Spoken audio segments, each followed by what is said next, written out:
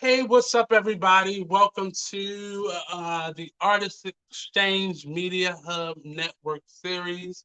Um, we are in week 7 of this series, of a 7-part series, where myself and Mr. Allen uh, have been talking about various issues from the perspective of two Black men. Um, and it's been an interesting conversation. Over the last week, I watched all the other episodes. And if you would like to watch them, you can go to our Facebook page at the Artist Exchange Media Hub, or you can go to our YouTube page at the Artist Exchange Media Hub and catch the previous episodes. It's some really interesting topics. Um, and today is not any different. We're talking about do men define manhood as a checklist or a spectrum. And I'm gonna let Alan jumpstart this one because these were his words, and it was interesting when he said it, and just me thinking about it over the course of these 8 weeks. It's been how do we have this conversation? Because depending on who you are, is how you were raised or how you saw your manhood will be determine how you answer this question. So I'm gonna throw it over to Mr. Allen. How you doing, sir? I'm doing all right, man. Just another day, another dollar. Uh, but Another day. At least we got some sunshine, some consistent sunshine. that's a positive every day. You know what I mean? But Right. I'll say, as far as manhood in general, I think a healthy environment for any man is going to just create positive reinforcement for structure, for strength, for someone that you can be vulnerable to. A father is like what we see as a dad is like basically a teddy bear that can protect the house. You see what he's supposed to be to his family. He's supposed to be a pillar. What we see as men. But that's my perspective. I think every man has the right to define their manhood and should be allowed the freedom to in all its nuances without judgment. Whether you disagree or agree, that's another story. If it's not causing direct harm to people, then I don't see the legitimate issue in allowing manhood to exist at the spectrum it is, because the checklist of manhood is created from a very narrow view of what being a man is. I don't even think it's narrow. It's from a very delusional sometimes and warped perspective. Because it's typically when you ask somebody what is it to be a man, whether you're talking to a man or about a man, it's typically from that person's experience with a man is the answer you'll get. So sometimes that's a very delusional often, but very warped person. Because if you had a bad influence of or representation of manhood, that's typically the lens in which you've created the perfect image of what you think a man should be. And that has nothing to do with reality often. I Nothing. mean, but you have to understand too. That's just the nature of how patriarchy has formed what men Right. view as being a man. We consider that manly because that's just what we taught as manly. Is things that aren't soft, like being emotionally vulnerable. Like, what the hell is that? That's not manly. Suck Mm, it up, toughen up. But you know, to some, now that we're getting in a new age where being a little more emotionally mature is a lot more like, you know, acceptable amongst man's fears. Now, when my son has a temper tantrum and he's mad or he's feeling emotional, I could tell him it's okay for you to be emotional, but you need to learn to control yourself. It's okay to feel these things. It's okay for you to be sad. It's okay for things to bother you, but just do not allow them to be a crutch for you to not do what you need to do. so let's start with that point. And I'm going to sound like the emotional millennial in this conversation. And not to be contrary, but some of those things I feel are outdated because, and we're 10 years apart, but that's still an age group and an age range that are kind of at the end of suck it up, the suck it up generation. Yeah, And I feel like even with our ages overlapping, and you're kind of on the, I'll say you're on the younger side of being a millennial, and I'm on the older side of it. It's still a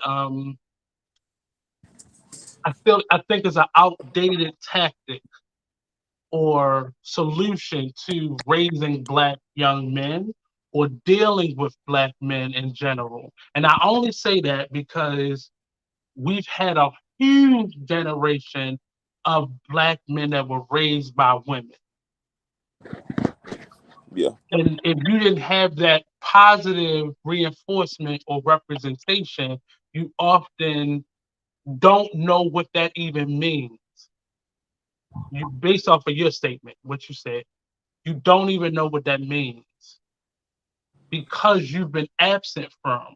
And often that comes from a man who isn't consistently in your life that you may only see in a school system or a rec center or a stepdad that may be there long term or not, Right. uh, or in many cases from a woman. So what does that mean? What does it mean? And I'm speaking about the statement that you just made to your son. What does that mean when it's not coming from my father, who's a consistent representation of what that statement means?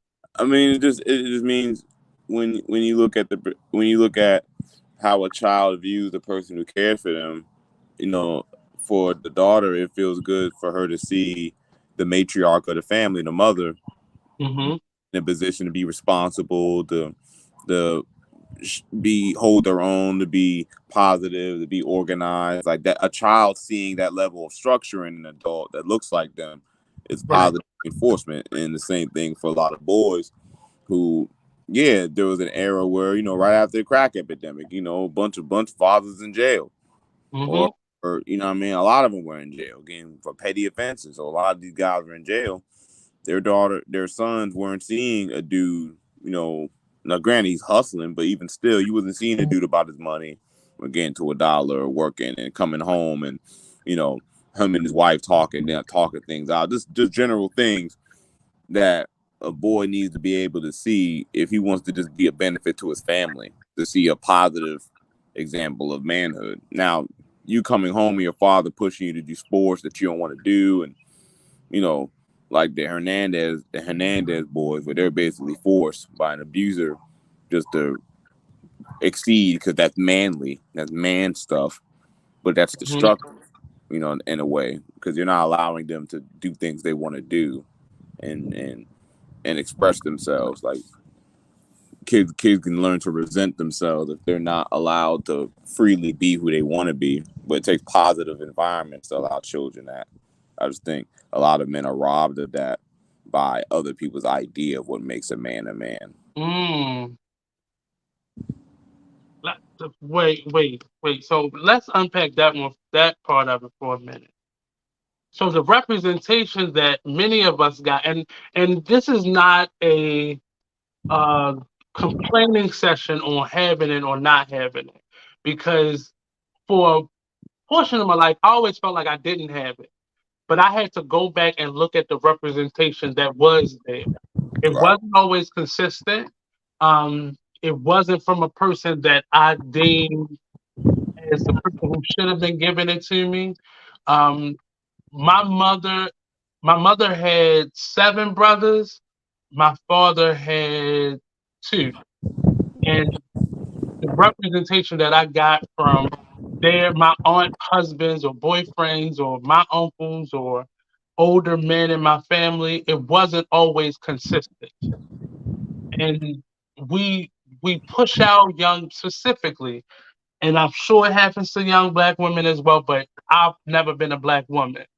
But I've seen more so you push these young men out into adulthood with very skewed definitions of what a man is, or very warped, delusional representation of what a man is supposed to be. And we have shrunken that into provider protector. And without a lot of the foundation existing either. So even having those representation has left a bad taste in many of our Yeah. growth. It stunted our growth because often those were false representation. I know for me growing up in the 80s, the drug dealer was the representation of that hyper masculinity. I mean, yeah. I mean, that was the man who had control of his environment. That's what we look to, and in those environments where that was just in abundance in that era, yeah, the guy that was making money off it, he looked like the man. He got the car. He got a little change on him. He dressed nice, man. That and that image of black success specifically, that image of the hustler, the dude that sold drugs. Because mind you, it never showed the guy who just had a good job. He ain't have to be a doctor or lawyer. Like, trash men make good money. Warehouse workers make good money. It never showed a dude who drive forklift that was making about like 15, 16 an hour when that was actually good money. But that was seen as, I mean, that was stable, but in the generations that you and I grew up in, that was start to be the James Evans, the impoverished view of what a manhood could be. Yeah, yeah. During that era, like good times, like they always play out James Evans could never keep a job and he didn't have an education, and that was a representation of like a black man trying on TV. That was the closest we got to a decent dad. The one that they push in our face the most. Yeah.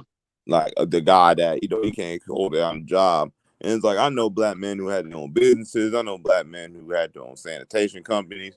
Not saying that's like just exceptionalism means that we don't have struggles, but I've seen enough black people with jobs and success to where I've seen a dude who get fly just because he work at the warehouse.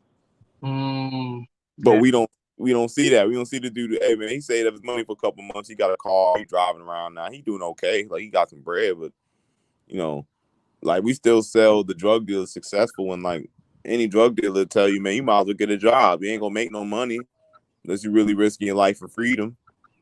Or we see the representation of who that person is today and say like a Jay-Z or um, one of our prominent entrepreneur ex drug dealers, the 50 Cent, the Yeah. Jay-Z, the Biggie, that we see that in that representation. Or it's just the look. It's not even that they did those things, like a Tupac or Right. the other rappers who just wear the persona of it without the actual experience of it. We begin to look at that. And now Jay-Z has turned into the epitome of what happens, how you flip that lifestyle into entrepreneur. So now we have a number of young people trying to follow that. You see drug dealers flipping businesses now Right. or owning restaurants or, in their hood, trying to flip that. And it's not easy. That's not a guaranteed road to success because you still have to do the work to get the money to be able to flip. So you're Right. still putting yourself in danger and it hasn't changed. Um, this statement says checklist or spectrum. Which which one of those were the one for you? Um. I mean, when I was growing up, I mean, manhood was definitely a checklist of things. Mm, But as I'm older, I just define my manhood as my manhood. Like I can't tell another man how to be a man like me because a man like me, it takes all my experiences and the things that I've learned to discard or you know what I mean? Like it's a personal experience of what made me a man. So Mm. it's At a what spec. point did that change for you, though? Just when I got older and I just stopped allowing like other people like influences to like affect how I move forward. Mm. I wanted to move forward in full confidence, and you gotta know yourself 110%. So it's just discarding certain ideas of feeling like I gotta be extra hardcore and like you don't mind not liking problems, like you don't mind generally enjoying peace. You know, gotta prove yourself. Like things I did when I was younger, but as I got older, it just you realize the peace you got mentally when you're just generally living in your Hmm. own spectrum. Like I don't have to be anything that I don't feel like doing because I'm not here to meet a guideline of what defines me as a man. It's, Like I think it's difficult. It was difficult for me because I didn't always have the consistent positive images. And often I got that in school. And I yeah, didn't really have any black male representation as a teacher, maybe once in high school, and that was it. Not in middle. Most of my elementary teachers were women, uh, high all white, male and female. Even college, I think what is where I saw the biggest representation of a black male. So for me, it definitely was a checklist, but it was a moment in my childhood where I was like, I can't keep this shit up. The appearance of what a man should be, and not that I felt like I was no longer a male, but I realized a lot of those checklist things, like the way you wear your clothes. Um, I didn't have a net. My voice has deepened since I've gotten older, but I didn't have a naturally deep voice. So right, I found myself putting on a male voice. They would say, put bass in your voice. But what if that's not what I really sound like? So now I'm walking around talking like this and sounding foolish. I remember my first singing teacher, choir teacher, was like, "You're damaging your voice, sir. I hope you know that." But I realized I couldn't keep up with how I wore my clothes. I didn't feel comfortable. The '90s, everything was baggy. I didn't feel comfortable dressing like that, or how I right, should have been. I was in khakis and ties and button downs for the greater majority of my childhood. So I didn't wear a lot of tennis shoes or sweatpants. You wore a sweatsuit on Easter Sunday. I mean on Easter Monday, and that was it. But for me, I realized younger I couldn't keep up with the perceived image right. what a man was, and let alone understand what the internal, external difference was. But yeah, I realized as a child I could not. I was an artist. I was me. I could not live in those confines of what a man Right. is aesthetically supposed to be. Like So you want to be yourself, man. Like I didn't want to. Like everybody else want to wear flight jackets and Jordans more, and I wanted to wear trench coats like Morpheus from Blade. And, you know what I mean? From the Matrix and stuff like that. I thought that was cool. You know what I mean? But you know, sometimes it's okay to just be weird because that's just who you are. Sometimes it's okay to just go against the norm. And I think a lot of men have this real contorted. And when I say narrow, it's because it gives no space. mhm. It gives flexibility for you to be like, hey, I'm a nerd That's on the what low. they know. That's what we're pushed and forced often to be, and it's not natural. It's not natural for the people who are forcing you to be that all the time. Yeah, it's not a natural thing. But then at the end of the day, it's just the nature of how we're taught to be men. Mm. We spoke a little bit a couple episodes ago about this, how we relate to each other as black men. I saw that be my my friction towards male friends growing up, because I saw a lot of them putting on exterior of what a man is supposed to be, and it didn't feel real to me. And when you call that out or when you make mention of that, people get their feelings hurt. That's attacking their manhood or how they perceive manhood to be. Oh, they want to fight after that. Yeah, I've seen people get into fights because their manhood was attacked in that way, or um,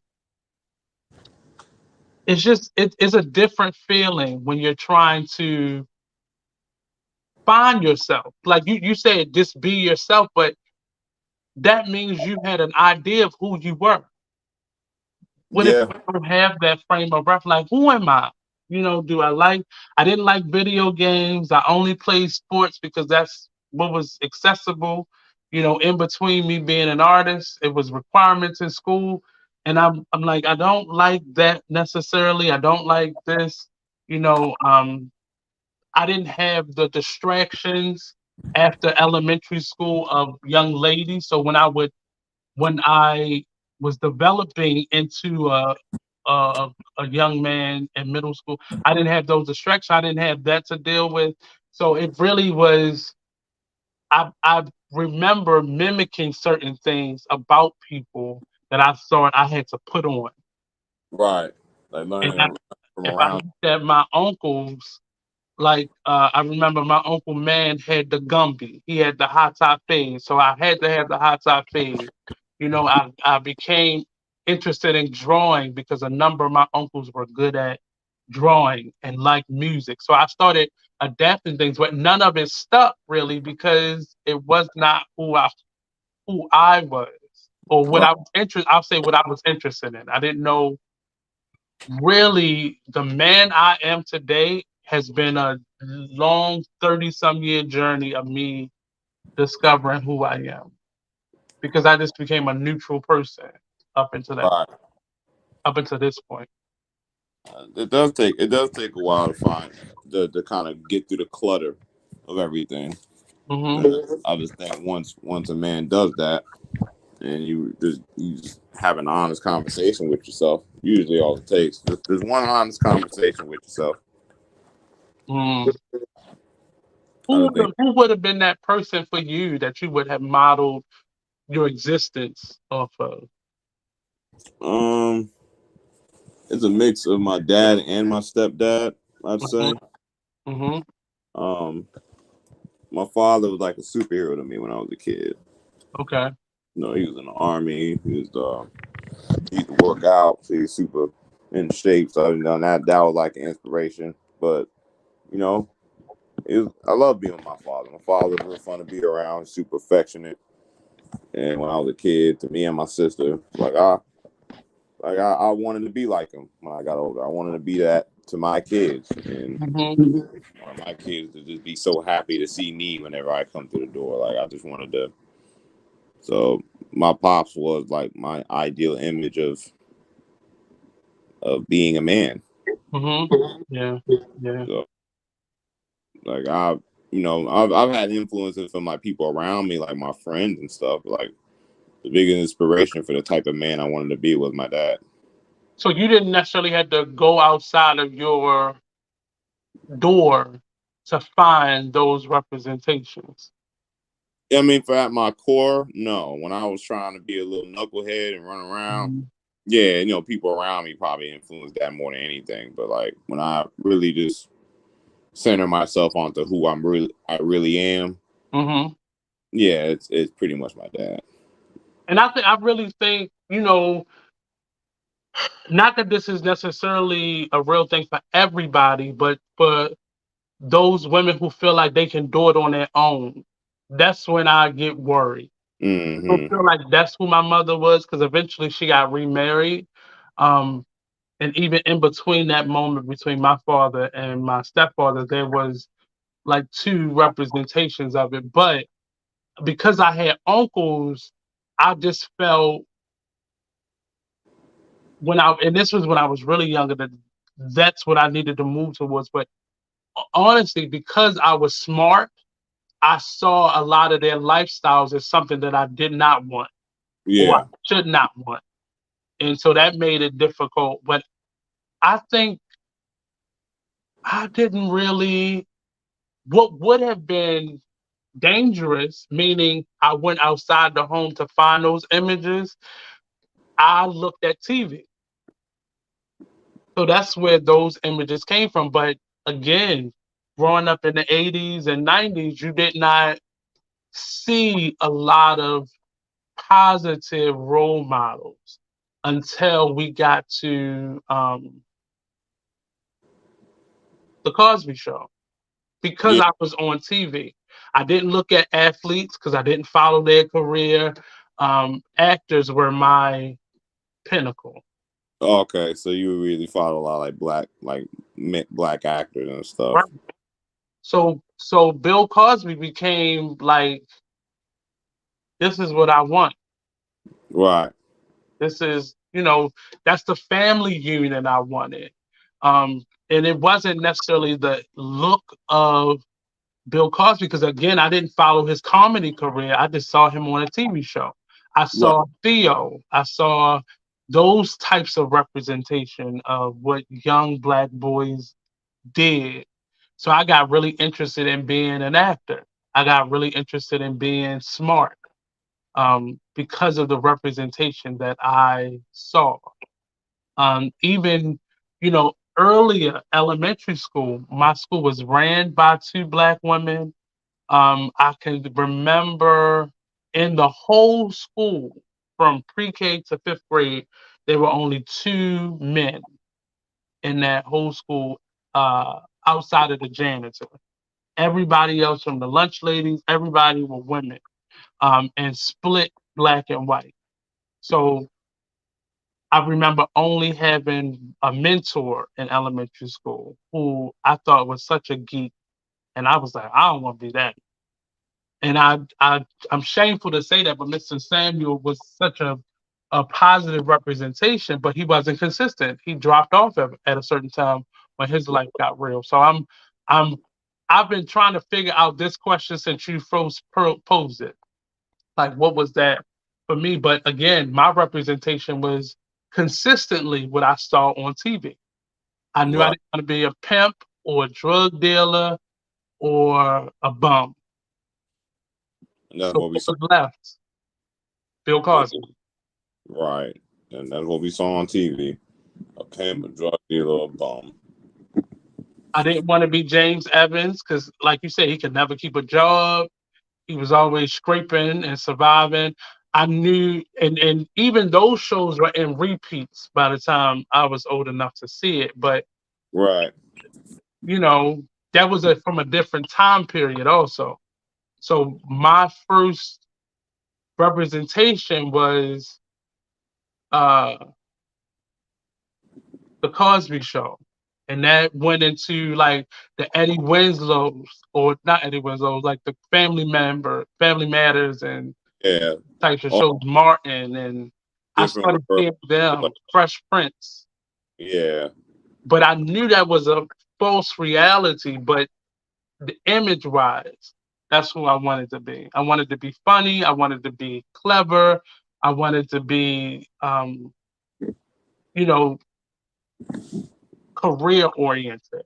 And that was Right. up into maybe my early 20s when I rediscovered being an artist. But that's why I always wanted to be an actor. I wanted to be Denzel Washington, um, Uh, James Earl Jones. That's who I saw on TV. So that's what I wanted to be. but those were the guys. Those Hmm. were representation of black actors. Yeah. Denzel played no goofballs. Even James Earl Jones, they were in Mhm. serious movies. But they were still far and few though, because the representation that you got the most were black women. The Yeah. black men, when they wasn't the Denzel or the Bill Cosby or the James Earl Jones, they were slapping women or speaking Right. derogatorily, or playing women. Oh, they were the player. So I knew that's not what I wanted because the women in my life did not like that, Right. or they were suffering because of that. So Right. that's how I knew what I didn't want. I did not really have a strong structure outside of a character in a movie or TV of what Right. I wanted. But you knew what you didn't want for certain. Right. And for us, and I think for you, you probably start seeing more representation of black men on TV. But for me, it wasn't a lot. In the 80s, it really wasn't a lot. They may have been older, but they may have been more sports, related, or, music, hip hop, stuff like that. But they all represented drug dealers to me. So I didn't want the drug dealer that I had in my life was doing 63 years. So I Right. didn't want that. And you was like, hey man, this ain't a fad to me. Right. I think growing up in the 80s, you had fight or flight, meaning you stayed in the hood mentality and you fought that, or mentally you escaped that. And I was able to escape that by going to Catholic school and getting outside of the neighborhood Right. or the direct representation. But that meant white people being what I now saw in front of me every day. So It creates its own issue, but at the same time, it's like you rather adapt to one issue versus. I mean, this out of all seven of the topics, this one was the hardest for me. Mm, It hits home the most for me. All the other topics were stuff that I've dealt with, or I think you and I had, perspective on. But this one right here was difficult because it really spoke to my foundation and not to maybe who I am today or my adult life, but it spoke more to my lack of a consistent male representation. yeah, Well, that's low. I think I had a lot of friends who had the same thing, and you know, Hmm. I feel to see both. Where like I had homies who like they didn't really have a working relationship with their father or stepdad or anybody. Some I knew some who did. I knew some who never even knew him. I knew Hmm.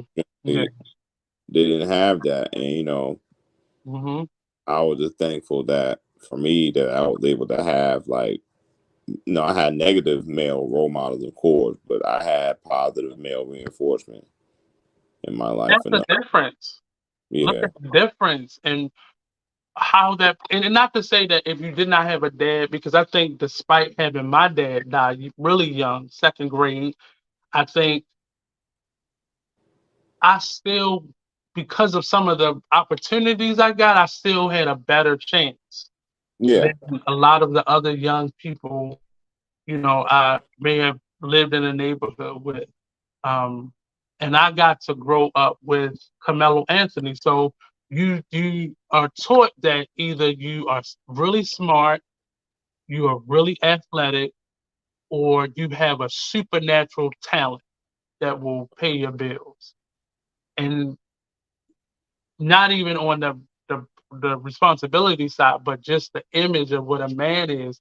You realize, I'm not six for anything. Um, I I'm mean, not a you all natural born talented rapper. I don't have a propensity to sell drugs. So what am I supposed to be? And that was a question for years. I saw positive images, but like I spoke about my mentor, Mr. Samuel Sidnor. He was a church man in the AME church. He had a wife, you know, he had a son, like, but he was seen as soft. right. Like that wasn't the representation that you necessarily flocked to. He paid his bills, he was responsible. There was a type of woman who loved that, but for the most part, mm, Nah, no. brings too much problem. That dude had a bad boy. Right. So That that I think the only image, especially here in Baltimore, that I had was Mayor Kirk Smoke. That was the only, like, he was a politician. He was the first black mayor of Baltimore. Like that's who you grew up knowing. Like you knew the MLK and stuff like that. But locally, we had Mayor Smoke, right. and he was real. He wasn't. He didn't seem like a people person. So you didn't really see him out and about like you would see a mayor today out and about. So it was just the reverence. He was Bill Cosby to Baltimore to me. Right, like you barely saw him. Yeah, yeah, yeah, but Right, like saw him, it mattered. right. Like on the TV, you would see him on the news or on a press conference or something. But outside of that, yeah. So a lot of my rearing was based off of the women that crossed my path that were consistent. Mm. So that was different. Yeah, I mean, I think uh, recognizing is the big thing for a lot of fellas to be able to work on things that may bother them, recognize that the things you were lacking, and then the things you need to work on. Right. And I think no one controls the amount of parents or representation they're born with, Hmm. but I think once you realize that when you're on that journey of figuring out who you are, it's very important for you to like tap in with who you grew up around, like what behavior were you seeing as a kid. That's But why I feel like what happens to the now adults like ourselves that grew up without that representation? How do we support how in this moment? Because we have not supported them up until this point, but how do we support them in today's world versus not, or just letting them die off?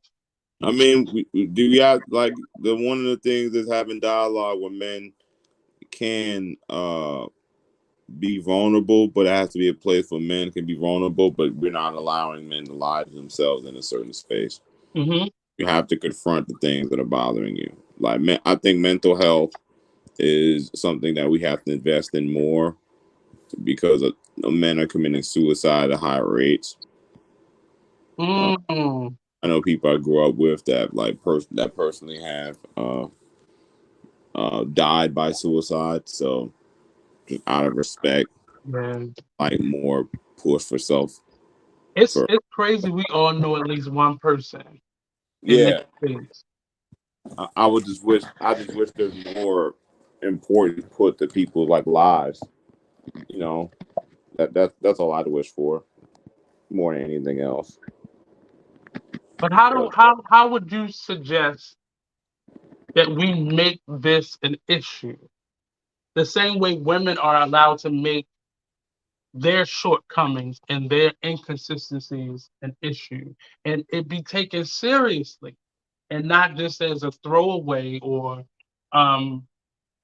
I made a post a couple days ago, and I said it's a magical thing to watch a black man unfold in front of you, like and actually heal and grow. It is right. like it's a magical thing. It's magical when you're experiencing it as yourself, but when you're watching another fellow black male unfold and grow and heal, it is. And I I'm think experiencing that with a friend right now. And as I've learned more about his life and his issues and his struggles, watching him now be at a place in his 40s where he's unfolding. It's been some conversations where I could just sit and just, it's nothing I can say, but just be at awe at that. no, I mean, and sometimes that is a beautiful thing to be able to see somebody go from the dark places that people go to when they're under despair Hmm. and legitimately lift themselves up just sheerly from the strength of being honest with themselves, Right. real with themselves, saying, "Hey, I need help," which a lot of men need to be able to say more comfortably. I need help. Some men need help. Some men are dealing with intense amounts of trauma, the pressures of society to perform and execute it a certain way. Right. You know, Well, I get it right. And without having any GPS to get it right. yeah, without any way to get it together. Men need a way to be able to express themselves, their vulnerabilities, and Hmm. I feel like, but that needs to be done positively, and Hmm.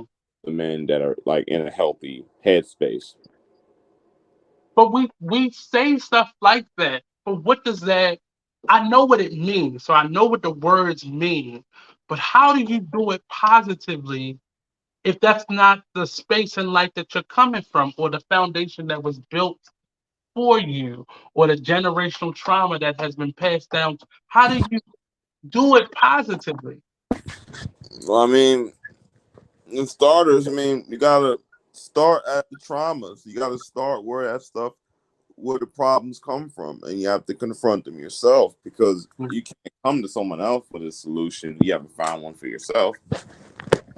Mm, Like it's all a self thing at first. Before someone else reaches out to help you, they have to help you with something they already solved. right, right.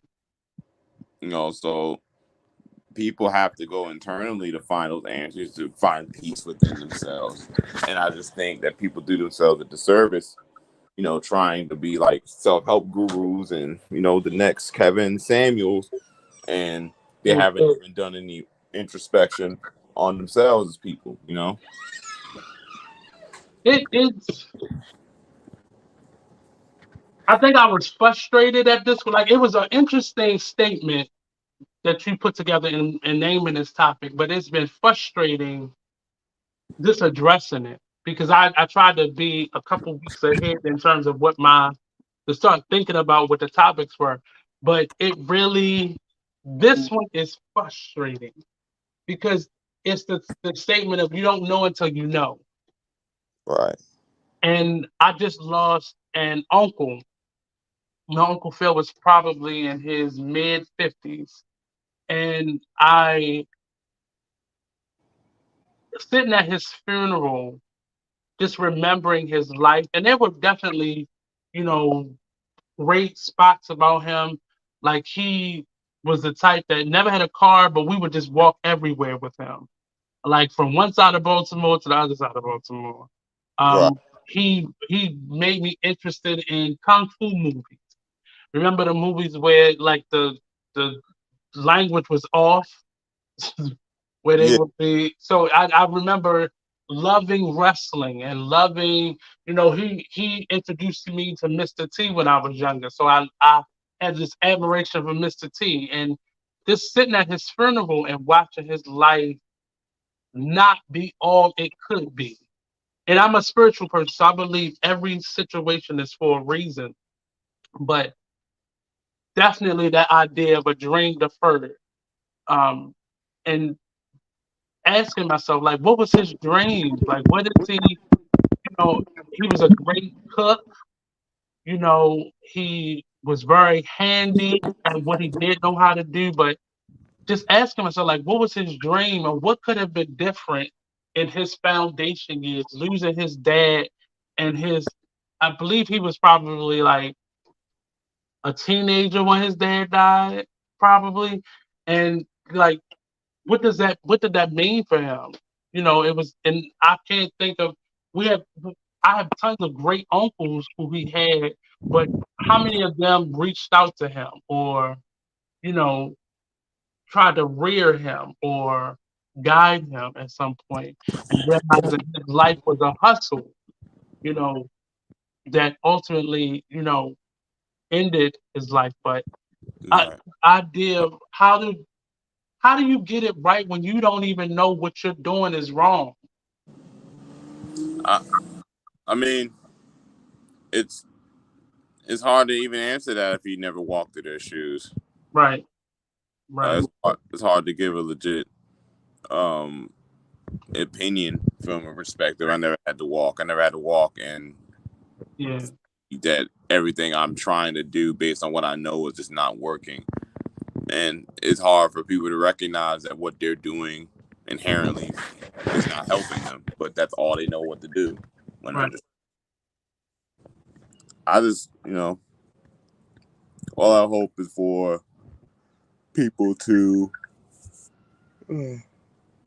all I hope is for people to be able to have that time to sit down with themselves and really just ask themselves honest questions. right, That I think that's the number one for me. Just if people are able to do that, then I think coming together to heal the other scars that a lot of men try to bury. Right. Easier process to bring together people.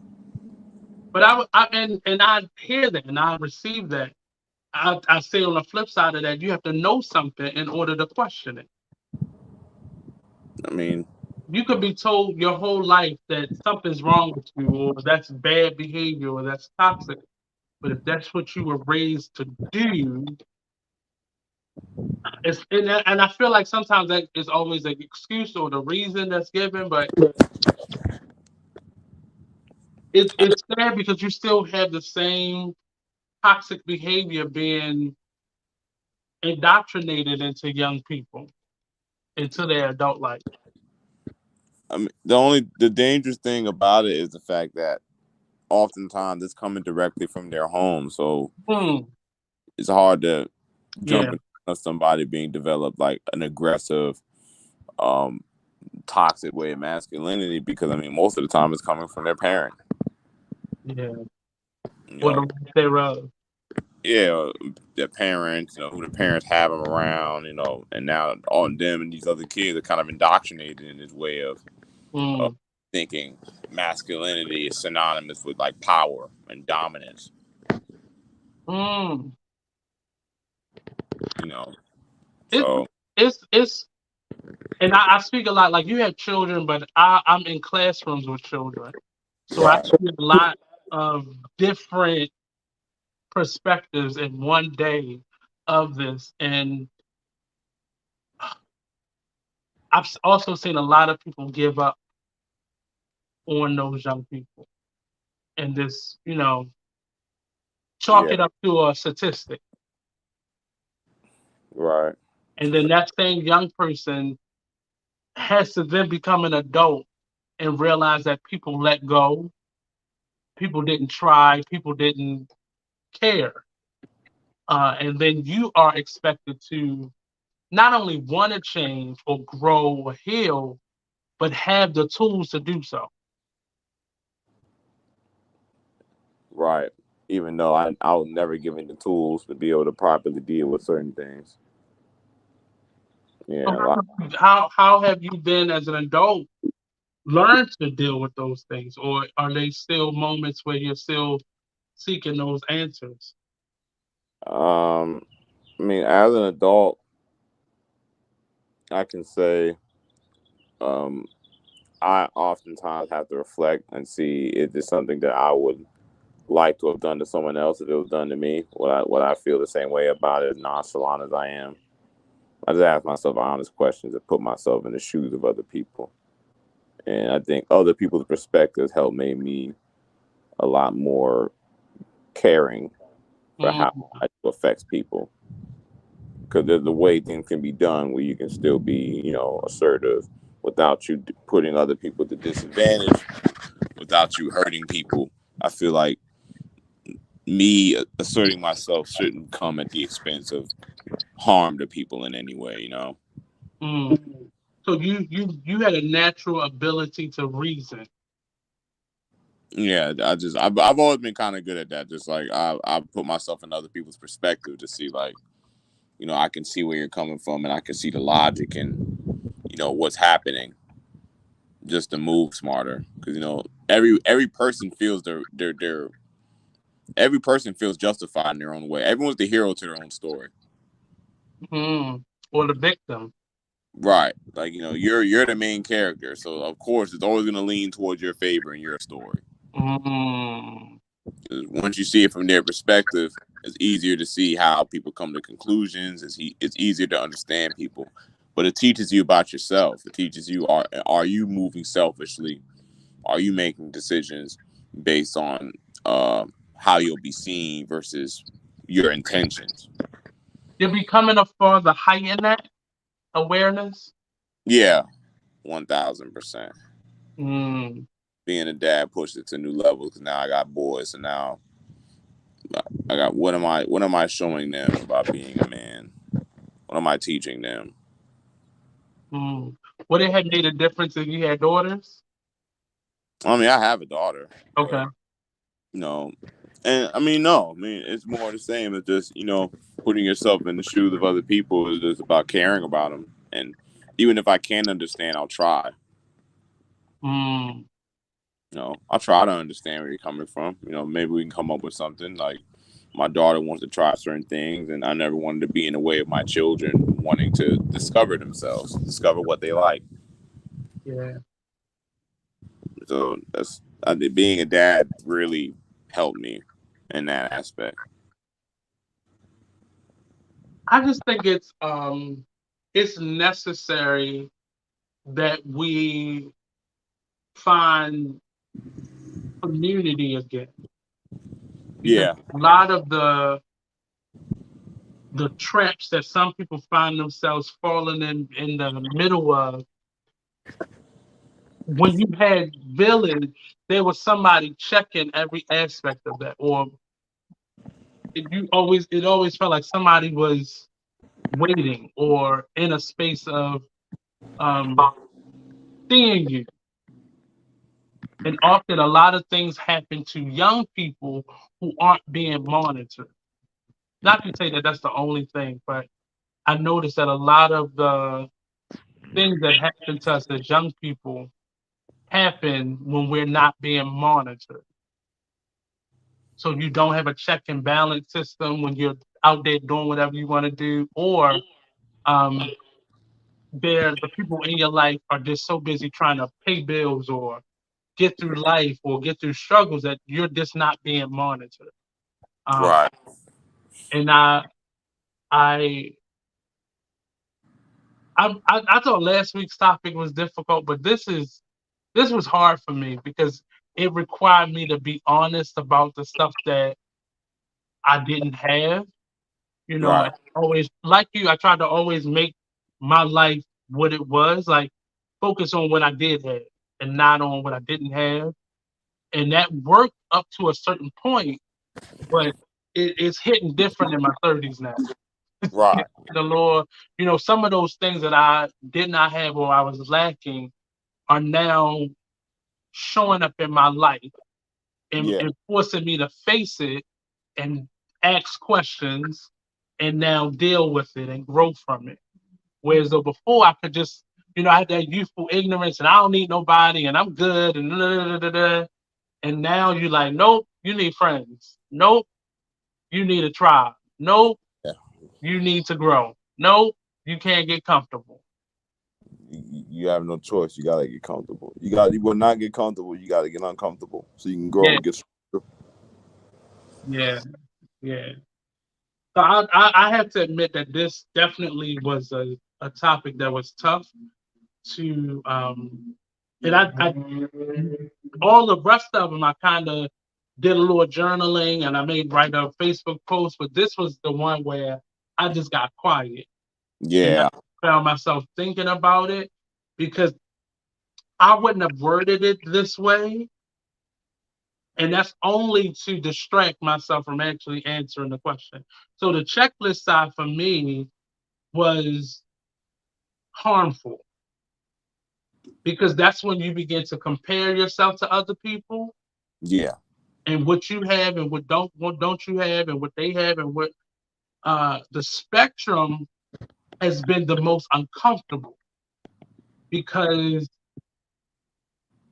if you have not begun the growing process or the healing process to grow, you you hide aspects of yourself right, for fear that someone's going to find you out, or someone's going to see your weakness or perceive weakness, and that has been very difficult to face right. because now you get to a point where things can't be hidden anymore. And that's I was speaking about that friend. They were speaking to me about some goals that they're setting for themselves. And in my mind, I've seen this happen to people where you may say, by the time I'm this age, I'm gonna make sure I'm good. And you start to see them being forced to heal in an uncomfortable moment because the goal date is what's comfortable for them because they're putting it off. But you find them having to grow in uncomfortable environments, like through cement. They're being forced to blossom. And that could be hard, but um, I'm it's been great having you to ask these questions to, because I would have never asked anybody these questions on Right. a, because we just learned to mind our own business as black men. Mind your business, deal with you, and all that you can't deal with, sweep it under your rug until you trip over it and bust your forehead. Right. But it definitely is, and it's interesting with the age gap as well, because what you know to be facts and truths were not represented that way to me when I was your age. Right. And now it is. I was before I got on this live with you. I was talking to somebody who I consider a mentor, and I was talking about some of these things in terms of being an artist, and it just it forced me to bite my tongue a lot, because I had to just sit and hear what this older man had to say versus me having an opinion and just running with what I Right. instinctually knew versus no, Nate, just learn something. You know, sometimes you can still be learning. You're a student of life, so that means you're a student for life. So you're always in the capacity of learning something. And I just realized some people just didn't share a lot of the people who were put in place for me, for them to be my mentor, did not have my life. A lot of them had both of their parents, so they didn't understand, or they don't understand not having that system. You know, even if it was a step parent, like me having a stepdad was like me not having a dad, because we never interacted until something was wrong. Right. I didn't really put a lot of emphasis on him being in my home, because he was never, he may have taken me to school a couple times, but we never had any deep conversations. I remember him trying to teach me how to drive, which was crazy, because he had felt like his children were grown already. He had did this. Oh, I don't have the patience for this little 16-year-old to learn how to drive. And it showed in how I learned how to drive, which was very reckless. Wow. So, I mean, I appreciate you making this a topic, but I was like, man, people always try to make your life difficult. Right. Like now I got to put in extra work. Damn it. Right. Stuff that I had put in the back of my mind and compartmentalized and locked away now is being forced to I got to bring it to the surface. That's right. the beauty of these convos, man. They they allow you to confront parts of yourself that you wouldn't normally deal with, and really in an effort to make peace with them. Mm. How are you growing from your realization, or from your perspective on being a man or becoming a man or discovering what manhood is to you? How are you It's at it's your age now dealing with it? it's freedom to me. It's a freedom to make choices that I'm making choices solely based on my comfort level with decisions. I'm not worried about how I'll be viewed or how someone Mm. else may. It's my comfort level with dealing with certain people, and I don't have to stand by and deal with certain things because as a man I shouldn't do anything but what I feel like doing. See, and that's what I like about your end of the spectrum and your age range, because most of y'all don't care what people think. There's a lot of you all who do, and you say you don't, but a lot of you don't care about the things that people in my age group care about, like perception. Like, Yeah, don't. It is amazing to me. Y'all don't care about perception. I don't care. Like I legitimately don't. Mind you, again, I went to school with people who really cared, so like I fully understand it. I just don't. Like that's But I think at a certain age, perception is just built into growth. Like yeah, puberty, caring about what people think. I think they go hand in hand. But as you mature beyond that, I've realized the late 20s, the early 30s, y'all don't care. And it, like you said, is freedom in that. because then I began to design my healing and my growth in the image of what it should be versus going through the trial and error of becoming something for the sake of someone else. Yeah, I'm my definition of man is somebody who generally just doesn't want problems, and I like to have fun, and I do the things I like to do. Freedom of judgment. Like, I'm a grown man, I still like comic books and video games and anime. I mean, And somebody like me was like, that's all I had to do. It's just that simple. I don't care. You know.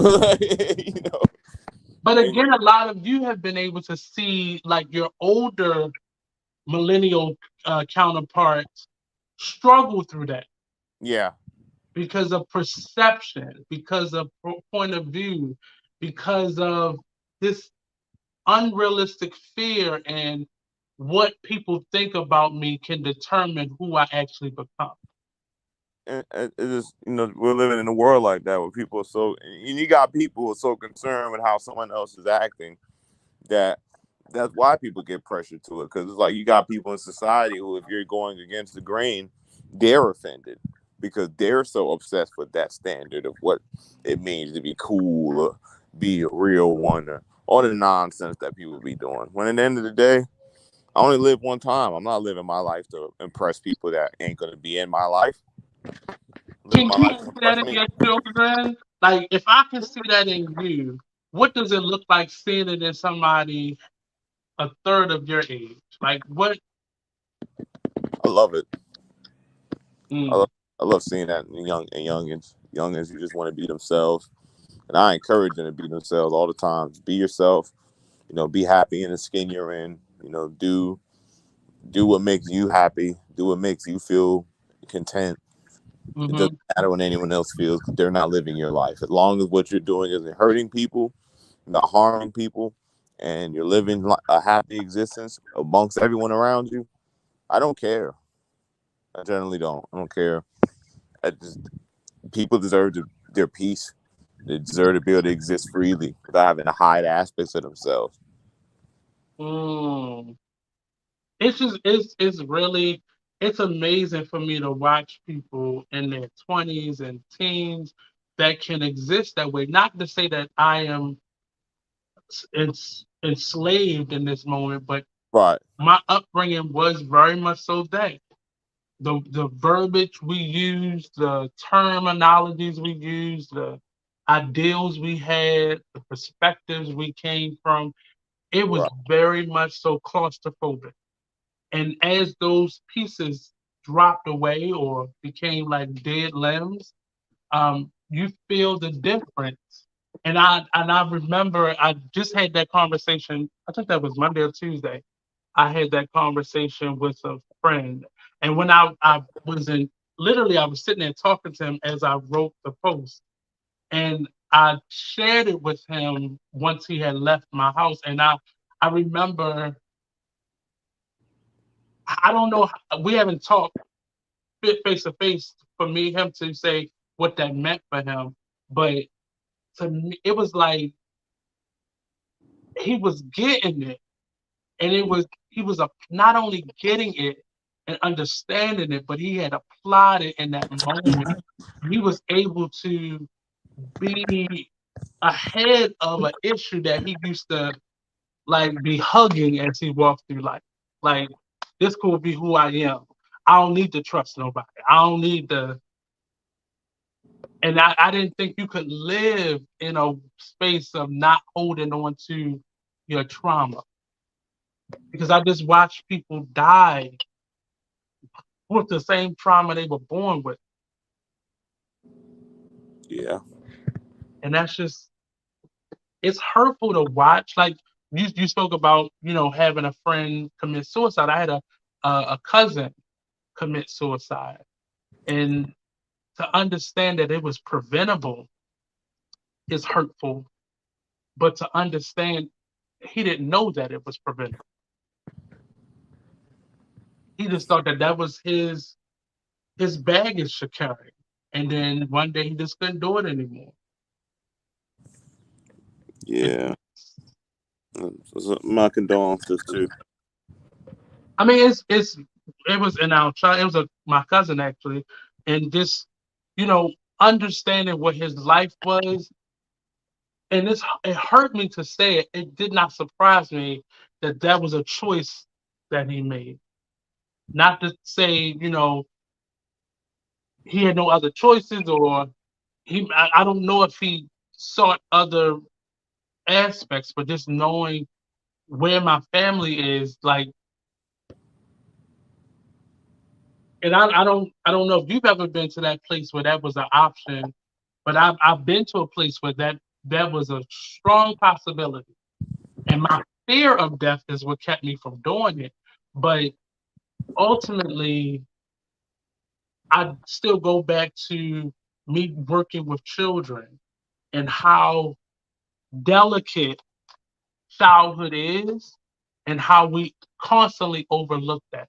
So we put children through environments, through struggles and situations that as adults we would crumble in.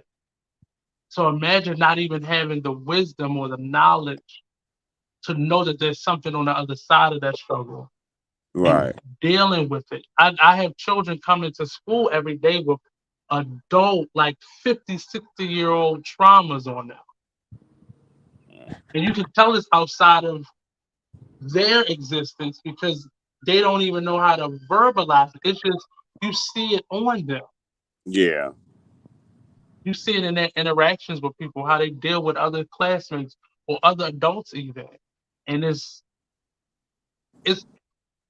it feels like you have to deprogram them, but how do you do that to a human being? We having trouble doing that to computers. So how do you deprogram a human being who has agreed that this is my plight in life? This is what I got to deal with. This is, I can't build friends like that person can build friends. Right? Right. So, whew, um, why would you create a topic like this, sir? I'm Why even? telling you, man. Combos like that are they're difficult, man. They set a precedence for us to be able to just ask honest questions about how we define ourselves, and as Mm, we move forward, honestly, just if everybody could be themselves and everybody didn't have to hide who they were, it'd be a lot less confusion in the world. That we will know where people stand and how we can move forward with certain people. Some people you rocking with, some people you're not. mm. Is this a But common issue that you see either amongst men of color or in a lot of the topics that you speak about? Do you see this being one of the issues? oh, definitely. That, We don't keep it real amongst each other all the time. Everybody puts on an act. Everybody wants to be the flyers. Everybody don't care. Everybody don't feel it's gonna be all right. We put on the shield that everything's good, nothing bothers us. When a lot of black people, to be honest, are probably traumatized, mm, immensely traumatized, and a lot of us do need to talk to somebody and deal with it. it's hard trusting people though. Especially being a black man. It is very hard bringing your trauma to the world. Even people that look like you, other black. It's hard expressing it, admitting it, saying it out loud to someone else. It Yeah, is I've learned it is how difficult it is to just say I need help. yeah. Mm. Black men aren't incentivized to do that. It hurts, man. Like this, I didn't, it really hurts. It hurts physically, personally, and it hurts if I see other people deal with it. It hurts that's just how we've been programmed as black men. Like save your feelings for when you by yourself. Right. Now we don't want to hear all that crying. That is I recently just heard someone tell their male child, stop being a bitch. Stop crying like a little bitch is what she said to him. and he couldn't have been more than 10. And I was saying to myself, like, still being a child, when you hear a baby cry, it's a reason. Like, there's a real reason behind it, Like that's still a child. right? Even at he couldn't have been more than 10. It looked like, but that means something was wrong. Man, they don't be caring. All they cared about was he's not acting like the man I need him to act like right now. Mm.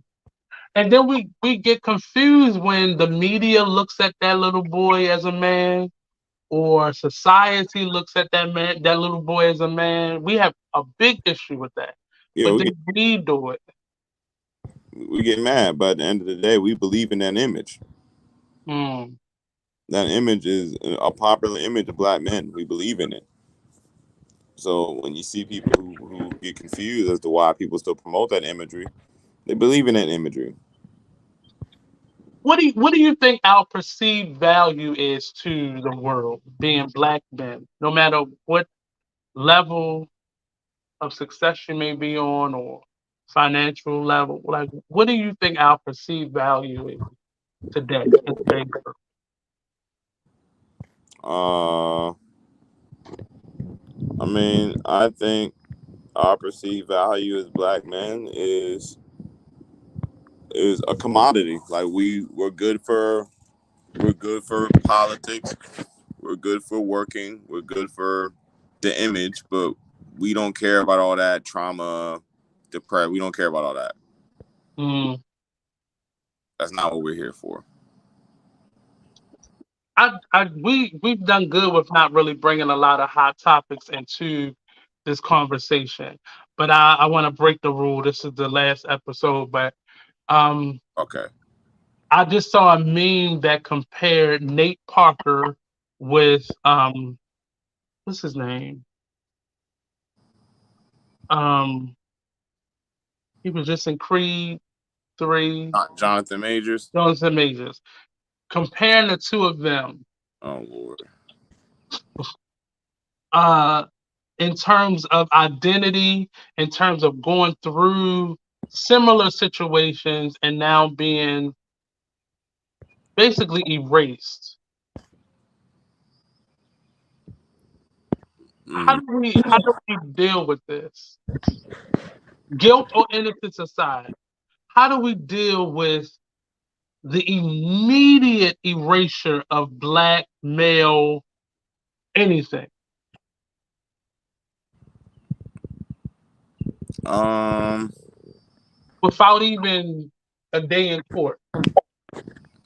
I mean, it's one of those things where because of the subject matter of what he's accused of, it's Hmm. hard for me to say this is necessarily something anything could be done about it because if you are guilty and they saw the evidence, I personally seen the text message that the defense attorney tried to put out there to help him.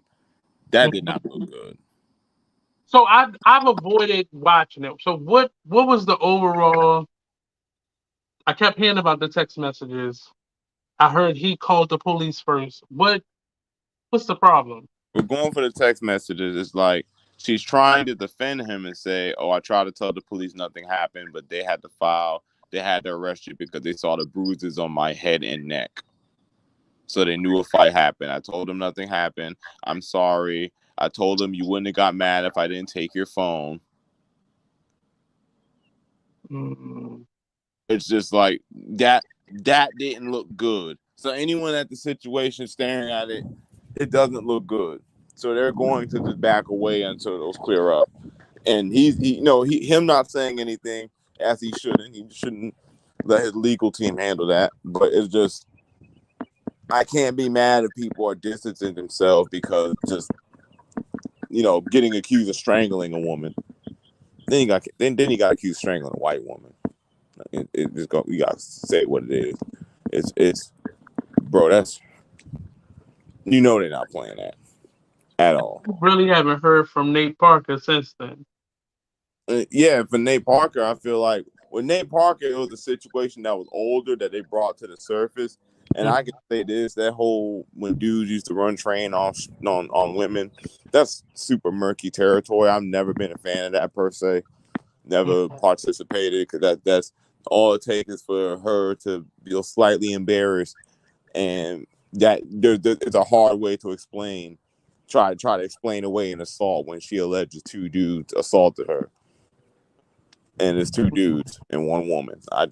Yeah, it's that's. But then he was vindicated in that, or not guilty, and it still became. I don't think Nate Parker was actually like charged with anything. I just think the actual allegations, the charges. I don't know if they accepted a plea or they got out of it somehow.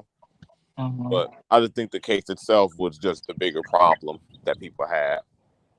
Right. And it just seems like now public opinion is often dictates how your reality unfolds. Yeah, So, and it feels like even so this situation happens for us immediately. yeah, Others, they normally got to go to trial and years of blah blah blah blah blah, um, and not even making it as a racial, because we just saw this play out for what's his name, Edward Scissorhand as well. oh, Johnny Depp. Yeah, Johnny Depp. We just saw this play out with him where he lost things in the process as well, but not to this magnitude, not to, and it and I always tell a story of watching same uncle that passed away. I watched him in a court of law be accused of rape and then have her recant, and not because of any pressure, but she just got caught in a lie and had to then tell the truth. I watched my younger uncle sit in a principal office and be accused of the same type of behavior. And that young lady then say, because she didn't want to get in trouble, is why she said it this way. So I always, and those are personal experience. Those wasn't just a friend of mine or somebody I know through some. Those are personal experiences that I was an eyewitness to. Right. Um, uh, and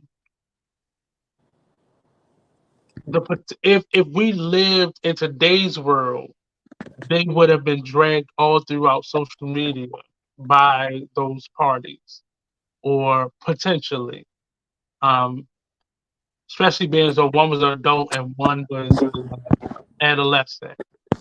And I don't like public opinion being the voice of justice.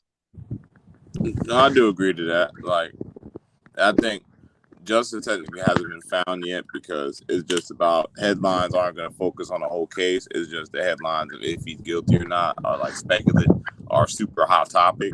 But if he's found innocent, it's not going to get the same level of attention he's going to get if he was guilty.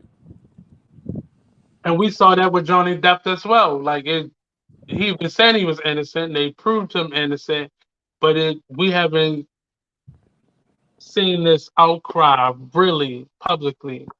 I'm Basically, sorry, John, that no one really cared. It was over with.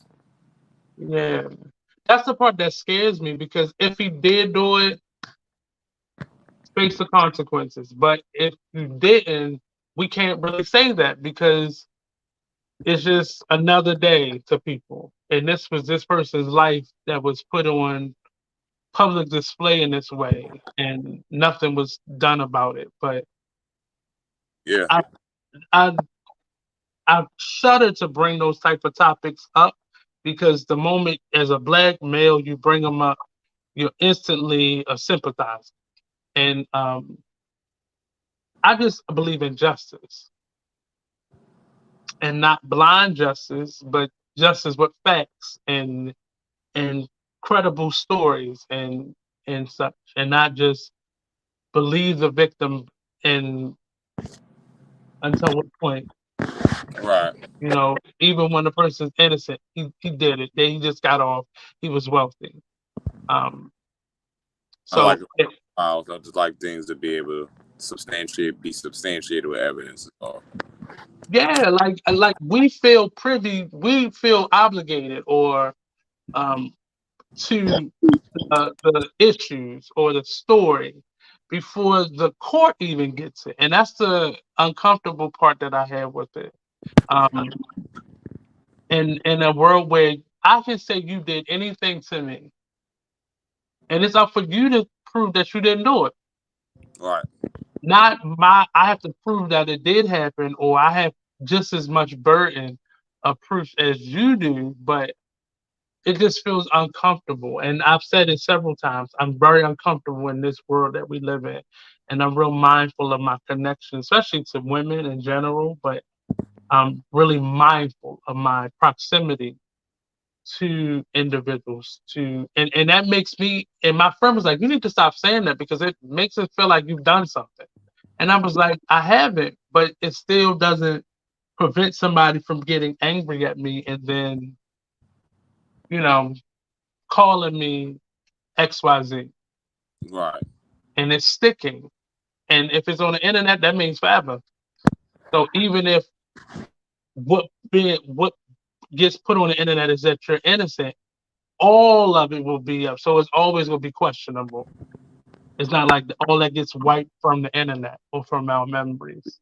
But yeah. So as we wrap up the conversation, can you look back over these 7 topics, and does any of our conversation or any of the topics stick out to you, or uh, Um, I think the first conversation really did set it off more than anything, because we kind of touched on all of these really mhm. quickly in that first conversation, but I think we just elaborated from a lot of points from that first convo. Yeah, all of them feel like they kind of fell into each other. Yeah, they Like all kind of to like the man and him, putting them in order in that way. But yeah. yeah. I think you really did a good job of like structuring the conversation and all of them bleeding into each other, all of them flowing from each other. I think it was dope. As long as I've been doing podcasts, I've avoided tough conversations.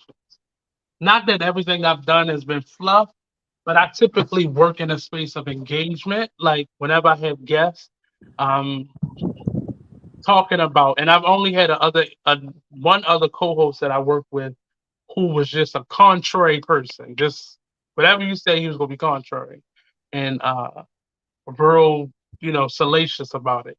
And I quickly got rid of that because I didn't want to be caught up in a space of we were in the beginnings of the Me Too movement. And Mm, I didn't want to get a Kevin Samuels before there was a Kevin Samuels uh, right. mark on me. So for the most part, I've played it very safe in discussing even hot topics like this. But I think this one, and I want to say this one, and I'm trying to look at the topics. I would say this one and giving men a safe space to heal and grow were the ones that kind of stood out to me the most. This one being the most difficult one, and that one being like a sharp second place. Um, and one that bugs me a lot is just the negative image of black success. That's the one we did before this one. Yeah. Um, but even in coming up with these topics, I think I don't know what your intention was, but for me, I'm ready to have very uh uncomfortable conversation. And I think that's where at my growth. Um and I'm always like the fact I think you're like 10 years younger than me. The fact that you are already in a space where you're comfortable with having those conversations says a lot about generations and just the space of time, how we grow from generation to generation or age group to age group. Um, but I'm facing 40 in a little over a month, and it's scaring me to know. how comfortable I'm getting with these types of conversations because I never thought, especially on these platforms, in my friend circles, yeah, we go in, but um, publicly in the space where we at, where people are perceived to be overly sensitive, I've avoided conversations because I want to be something when I grow up, but Right. I just it is very uncomfortable, and I'm ready to have it. And I've spoken with Alan about maybe doing something else, but it has to be. I want it to make me uncomfortable, Yeah. whatever that thing may be. I need for it to make me uncomfortable because comfort has allowed me to play Yeah. Yeah. Just on the surface. the podcast game I always got into because I like, you know, I was into a lot of history and politics and stuff. So I like to talk about things that are really happening. And hmm a lot of that is uncomfortable to hear. And I So just, I know we're about to leave, but it was one more thing that I wanted to bring up. yeah. Uh, and because I'm an actor, this is somebody sent this to me to talk about on my next show. But how do you feel about this backlash about the Black Cleopatra? Um, the story buff in me, I would say that it's been proven that she wouldn't necessarily have been black by Mm-hmm. definition. Cleopatra. I think a lot of black people look at the black ruler of Egypt, of Nefertiti, was the Nefertiti. Well, yeah. yeah, that was the one that was more so Nubian. Or Cleopatra race has always been really debated because some people say she's Arcadian and Greek, which she has been Greek, but she said that she's supposed to be Greek and half African. So Mhm. it's hard to say, but I'll say this: she definitely wasn't like a blue-eyed white woman. For Right. So, but then we don't know. You know, we generally don't know about it just because we know that she was Greek. But a lot of Greeks out in Mesopotamia were brown. But that's a different. hmm Yeah. And she looked like she could. The woman that they got to play her looked like she could have been mixed. But I'm always interested in colorist conversations, Right. which just totally is. But for Netflix, they had to turn off the comments to yet another show. Is telling.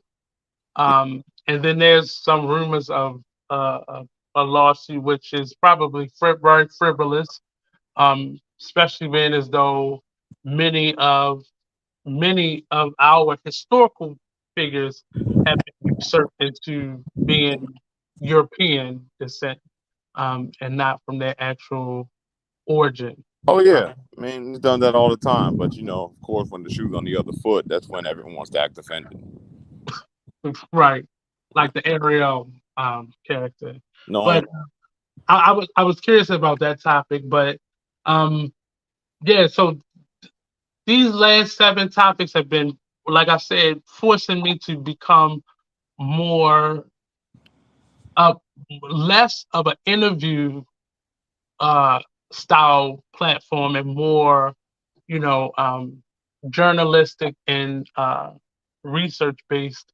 Right. And that I just I think a lot of these topics need to happen in spaces where it is multiple perspectives and not just from one sided or one point of view. We typically hear a lot of these conversations on women platforms, and it's normally a lot of negativity or uneasiness in addressing them. Right. But I value the perspective that you had and that you brought to this.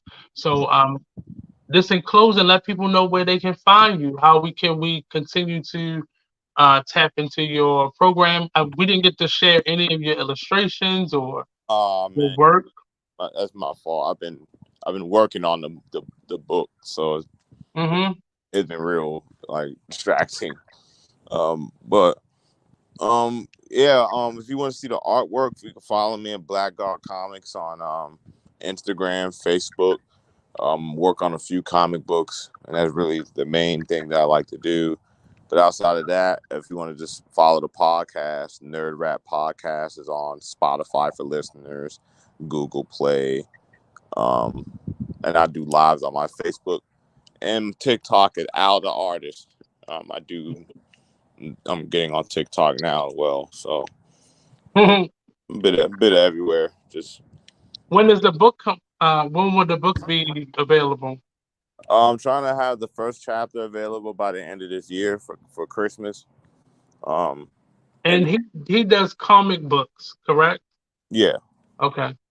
yeah. So I want that done by the end of the year, and the goal is just I got like 5 to 6 of that one series done. I just want to get them all done so I can just crank them out without Mhm. pause.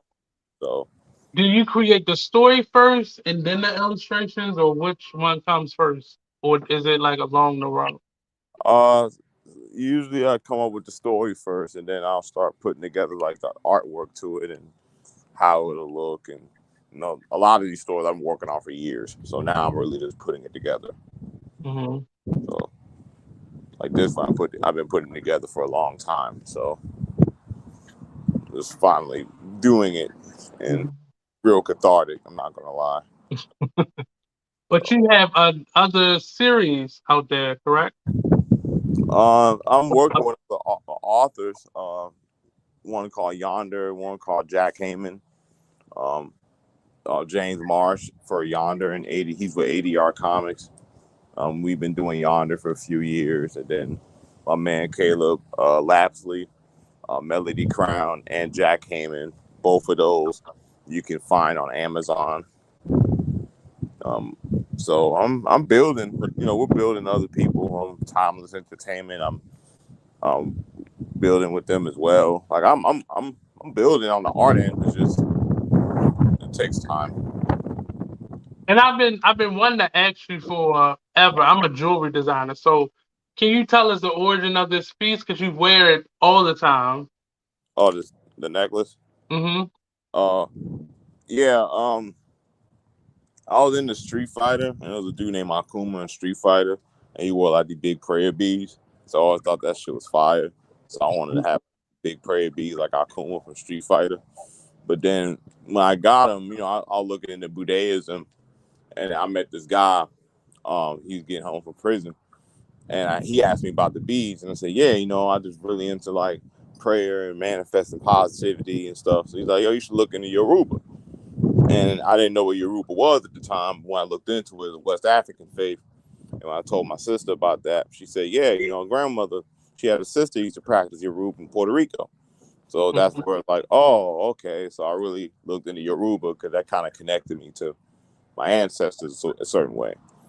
Um, Yoruba is derivative of is that northern Nigeria? Yoruba's um, are northern Nigeria. um, I would say, yeah, not northern Nigeria, Hmm. because Yoruba, if you go to like Puerto Rico, Santiera, Hmm. go to other places, like those are derivatives of Yoruba. I.e., the places they dropped us off first. Yeah, right. Hmm. They dropped us off first, and Caribbean. A lot of the Western African slave trade went to the Caribbean. So Hmm. my grandmother's 18 sisters, basically much they're West African. Okay. Okay. So and we pretty much that was my connection to the island for real, and that connected me to my ancestors. So I practice. That's why I wear the beads, and my wife, she got them inscribed with like Andrican symbols for courage and honor and loyalty. So Okay. that's why I wear it every day. It keeps me positive. Cool, cool, cool. You had my since I first saw him, you had my mind spinning. I make jewelry, and I'm always looking for new ideas, but those really stood out. Yeah, that's but yeah, that's the reason why I wear them.